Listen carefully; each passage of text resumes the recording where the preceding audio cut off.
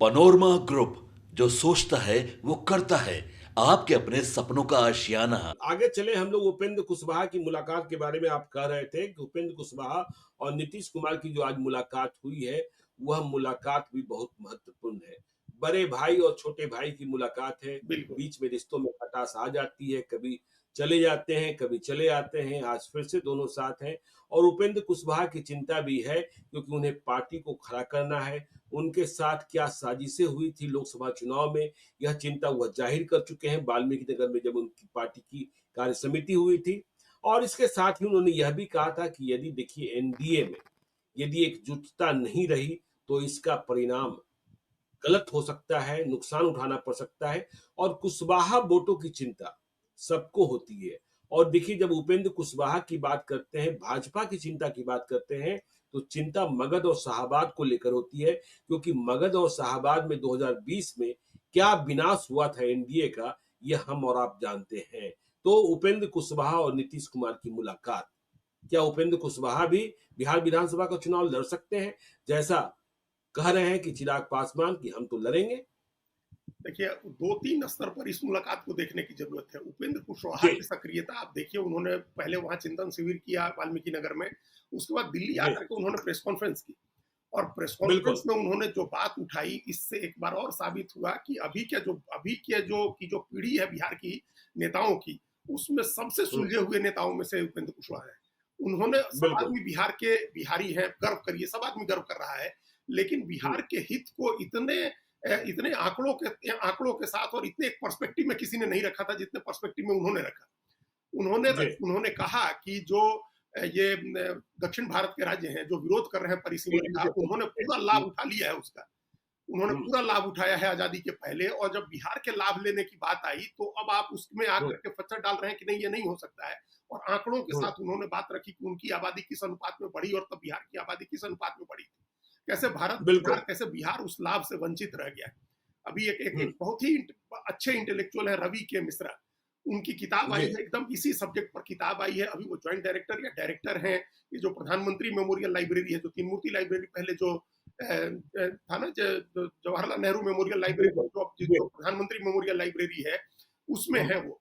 और वो बड़े इंटेलेक्चुअल है, उनकी एक किताब आई है थोड़े दिन पहले, किताब का विमोचन हुआ और बहुत ही अद्भुत किताब है, उसमें उन्होंने ये सारा बताया है। और एक दिन मेरी जी, बात हो रही थी तो उन्होंने एक उपमा दी हमको कि आप इस बात को हुँ, ऐसे समझिए कि गांव में भोज हो रहा हो और पंडित जी हुँ, लोग बैठ जाए खाने, और पंडित जी हुँ, लोग खा के उठे और उसके बाद कहे कि नहीं अब भोज नहीं होगा, आप बाकी लोग नहीं खाएगा, आप बाकी लोग बहुत खाते हैं इसलिए इनको भोज नहीं कराया जाएगा, ये लोग बहुत खाता है। तो ये उस जी, तरह की स्थिति है दक्षिण भारत के राज्यों की, अपने आपने लाभ ले हुँ, लिया और जब दूसरे हुँ, लोगों का लाभ लेने की बात आई तो बोले कि नहीं नहीं आप परिसीमन बंद कर दीजिए, परिसीमन करिए ही मत, 1971 में एक बार हो गया। तो उनकी किताब बहुत ही अच्छी, पता नहीं उपेंद्र जी ने वो किताब देखी है नहीं देखी है, लेकिन उसी हुँ, लाइन पर उनकी प्रेस कॉन्फ्रेंस थी। अच्छा, भाई ज्ञानेश्वर जी आप देखिए ना, बिहार में 1934 के भूकंप में कितने लोग मरे मरे थे, 1930-34 की आग बिल्कुल। में कितने लोग मरे थे बिहार में। तो बिहार जी, बंगाल की तो आबादी मर जाती थी, करोड़ों लोग मर जाते थे, तो हमारी तो आबादी ही नहीं बढ़ रही थी। हुँ, आबादी तो तब सही बात है, भारत को बिल्कुल। बढ़ा रहे थे और आपने फायदा ले लिया। अब हमारे बिहार में और बंगाल उत्तर प्रदेश में लाभ लेने की बारी है तो आप कहते हैं कि नहीं नहीं मत लीजिए, अब परिसीमन जी, नहीं होगा। तो ये बात हुँ, इतने बारीक, इतने तर्कसंगत तरीके से उपेंद्र कुशवाहा ने उठाई, ये एक बड़ा नेता होने की निशानी है, बड़ा जो राष्ट्रीय स्तर पर एक राष्ट्रीय पर्सपेक्टिव में चीजों को देखता है। तो एक तो वो हुँ, उन्होंने कहा, तो इस नजरिए से उनकी प्रेस कॉन्फ्रेंस के नजरिए से हमने इसलिए बात शुरू की कि बड़ा राष्ट्रीय कद है उनका, और प्रधानमंत्री भी बिल्कुल। वॉच कर ही रहे हैं उनको, उनके लिए कोई जिम्मेदारी वो भी सोच ही रहे हैं। अब हुँ, इस मुलाकात का जो पहली चीज जो ध्यान में आई कि क्या फिर दोनों भाई साथ में आएंगे, आते ही रहे, दोनों साथ ही रहे हैं, जी, दोनों लोग साथ ही रहे हैं, जनता बिल्कुल। दल से ही आते रहे, जाते रहे, जी, सही बात है। जी, जनता पार्टी बिल्कुल। से ही राजनीति थी, फिर अलग हुए। जी, अच्छा, आप देखिए ना भारत में वो क्या नीतीश भाइयों में, कुमार कहते हैं कि भाई ये तो उपेंद्र प्रसाद थे, उपेंद्र कुशवाहा तो हमने बनाया है। हाँ, ठीक बात है, ठीक बात है। हाँ, तो हुँ, भाई हम लोग देखे हैं भारत में, हिंदू समाज में भाइयों में कितने झगड़े होते हैं, भाइयों से ज़्यादा झगड़े किसी में नहीं होते हैं, लेकिन भाइयों से ज़्यादा प्यार भी बिल्कुल। किसी में नहीं होता है।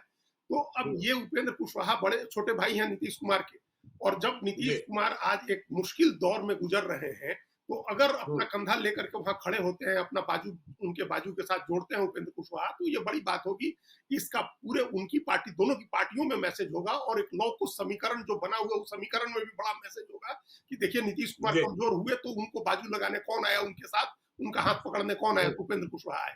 तो ये इस हुँ, नजरिए से हमने पहली तस्वीर जब हमने देखी, और उस तस्वीर में नीतीश कुमार कंधे पर हाथ रखे हुए हैं उपेंद्र कुशवाहा के, तो वो तस्वीर से यही पहली बात हमारे ध्यान में आई। दोनों साथ बिल्कुल। रहे, दोनों एक साथ थे, फिर उपेंद्र कुशवाहा अलग हुए, उनको नीतीश कुमार ने राज्यसभा देकर के वापस बुलाया, फिर अलग हुए उपेंद्र कुशवाहा, फिर बुलाया विधान परिषद देकर के। तो ये नीतीश कुमार को भी उनके प्रति जो स्नेह है वो स्नेह अपनी जगह है। तो इस नजरिए से भी जी। उस तस्वीर को देखना है, लौ कुश समीकरण, बड़े भाई छोटे भाई का समीकरण। अब उसमें तीसरी बात यह है कि जिस तरह से बीजेपी चिंता कर रही है चिराग पासवान की, वैसी ही चिराग पासवान की। उसी तरह से नीतीश कुमार चिंता कर रहे हैं उपेंद्र कुशवाहा की। वो उपेंद्र अच्छा। कुशवाहा को कमजोर नहीं होने देंगे। वो उनको पता है कि बीजेपी की भी कुशवाहा राजनीति है। बीजेपी ने भी सम्राट चौधरी को आगे नीति किया हुआ है और वो एक तरह से अघोषित उनके मुख्यमंत्री के दावेदार भी हैं और उनके सर्वोच्च नेता हैं बिहार के। सर्वोच्च नेता तो घोषित रूप से है। तो उस बरक्स नीतीश कुमार तो हमेशा सहमत की राजनीति करते हैं। तो उस सहमत के खेल में कौन काम आ सकता है? अगर नीतीश कुमार अपने सही दिमाग से सोच रहे हैं तो उनको लग रहा है कि उपेंद्र कुशवाहा को मजबूत करना जरूरी है। वो हमेशा ये उनकी राजनीति रही है। हमको बहुत पहले 2009-10 में किसी ने कहा था कि नीतीश कुमार जब तक रात में 2 आदमी का झगड़ा नहीं करा लेते हैं तब तक वो सोने नहीं जाते हैं, 2 नेताओं के बीच में। तो उसी तरह से 2 नेताओं को साधने के उनके अपने तरीके हैं, किसको आगे बढ़ाना है, किसको नीचे करना है। तो उपेंद्र कुशवाहा को कमजोर नहीं होने देंगे। उपेंद्र कुशवाहा के लिए अगर जरूरी हुई सीट मांगने की तो नीतीश कुमार खुद मांगेंगे, जेडीयू के अपने मतलब बीजेपी से सीट मांगेंगे उनके लिए। तो ये एक अच्छी बात है जो उपेंद्र कुशवाहा, उनकी पार्टी के जो लोग इस चिंता में रहते थे कि पता नहीं कितनी सीटें मिलेगी, कोई कह रहा था कि 5 सीट मिलेगी, 6 सीट मिलेगी, 7 सीट मिलेगी, जो भी हो, अब उनकी सीटें सम्मानजनक होगी। चौथी बात यह है कि उनके लिए इस चुनाव में कोई भूमिका तय की जाएगी। ये जो चुनाव ये भी संभव है, उनकी एक बड़ी भूमिका होगी। सीटें उनकी भले कम होंगी लेकिन पूरे बिहार में वो राजनीति, पूरे बिहार में चुनाव प्रचार करेंगे। उनको हो सकता है कि जेडीयू के कोटे से, अगर जेडीयू का कोटा नहीं हो तो बीजेपी की तरफ से अलग हेलीकॉप्टर मिले, चुनाव के साधन मिले, प्रचार के साधन मिले, उनको पूरे प्रदेश में घुमाया जाए। एक उपेंद्र कुशवाहा की राजनीति में उनकी एक ये उनके लिए एक भूमिका तय हो रही है। प्रधानमंत्री भी सोच रहे हैं और नीतीश कुमार भी सोच रहे हैं, क्योंकि उनकी एक छवि जो है, कई चीजों को आप काउंटर करना होता है ना। नीतीश कुमार की देखिए, नीतीश कुमार का चेहरा अब कमजोर हो गया। नीतीश कुमार के छवि अब लगातार हम लोग देख रहे हैं कि सर्वे में भी लगातार वोट कम होते जा रहे हैं। तो उस छवि का कौन व्यक्ति है? उस छवि का व्यक्ति, उस छवि के व्यक्ति प्रशांत किशोर वो स्पेस न ले ले तो उसकी जगह तो आ सकते हैं ना उपेंद्र कुशवाहा। उपेंद्र कुशवाहा की छवि है उस तरह से विनम्र नेता की, पढ़ने लिखने वाले समझदार नेता की, तो संगठन बनाने वाले नेता की। तो उनकी एक भूमिका उस तरह से तय होगी। और जैसा हमने पहले कहा था, 2 चीजें हैं, कंट्राडिक्शन है। अब हम इस पर जरा और पता करेंगे कि विधानसभा का चुनाव लड़ेंगे, केंद्र में मंत्री बनेंगे, और उनको उनके साथ खेला सिर्फ लोकसभा चुनाव में नहीं हुआ। लोकसभा चुनाव में तो हरवाया ही गया, जब राज्यसभा भी उनकी 4 साल वाली तय थी पहले। फिर अचानक क्या हुआ उसमें कि उनकी राज्यसभा कम करके 2 साल वाली राज्यसभा कर दी गई। तो वो है, उसको उनको फिर राज्यसभा की अगला मतलब राज्यसभा फिर मिलना है, केंद्र में मंत्री हो जाएंगे तो माना जाएगा कि फिर से वो राज्यसभा में 6 साल के टर्म के साथ आएंगे। नहीं तो ये संभव है कि विधानसभा चुनाव वो भी खुद से भी सोच के लड़े और उनको बीजेपी जेडीयू भी कहे कि आप लड़िए।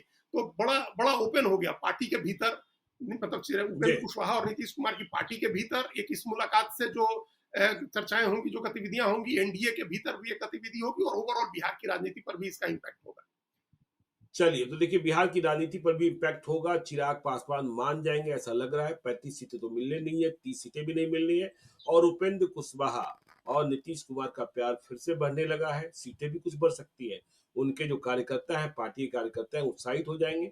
उत्साह बनाए रखिए। बिहार का चुनाव स्वस्थ तरीके से लड़िए, मजबूत तरीके से लड़िए। और तेजस्वी यादव और कांग्रेस भी जोरदार तैयारी करें, क्योंकि जब लड़ाई मजबूत होती है, प्रशांत किशोर तो लगे ही हैं।